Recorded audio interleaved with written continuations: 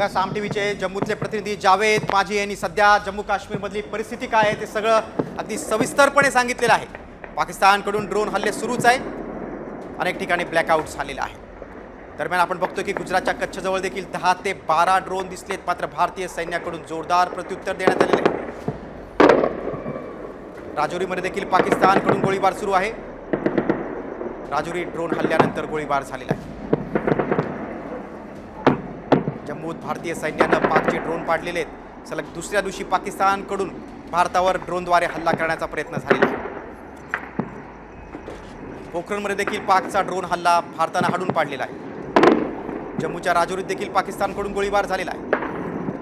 पठाणकोटमध्ये देखील पाककडून पुन्हा हल्ल्याचा प्रयत्न झालेला आहे. जम्मूच्या राजौरीत देखील पाकिस्तानकडून गोळीबार झालेला आहे. सातत्यानं पाकिस्तानकडून गोळीबार होतोय. तिकडे पठाणकोटमध्ये देखील पाककडून गोळीबार झालेला आहे.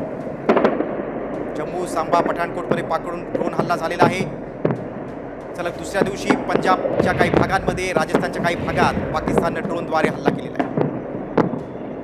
दुसरीकडे जम्मू काश्मीरमध्ये आता अखनूरमध्ये ब्लॅकआउट झालेला आहे. पाकच्या गोळीबारानंतर आता ब्लॅकआउट झालेला आहे. प्रशासनानं हा निर्णय घेतलेला आहे खबरदारीचा उपाय म्हणून.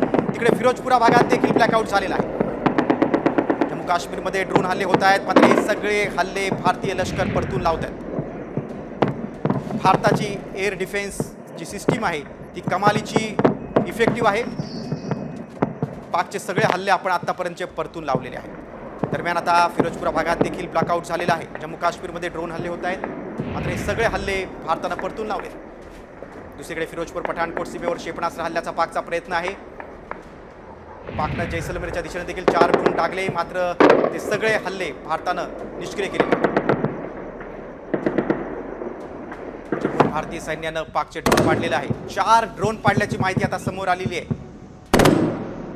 पाककडून अखनूरमध्ये देखील ड्रोन हल्ल्याचा प्रयत्न झालेला आहे. दुसरीकडे आता पठाणकोटमध्ये देखील हल्ला झालेला आहे. पाकचे ड्रोन भारतानं पाडलेले आहेत.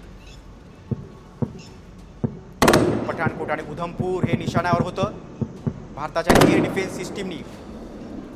मात्र हे सगळे पाकिस्तानचे प्रयत्न निष्फळ ठरवलेले आहेत.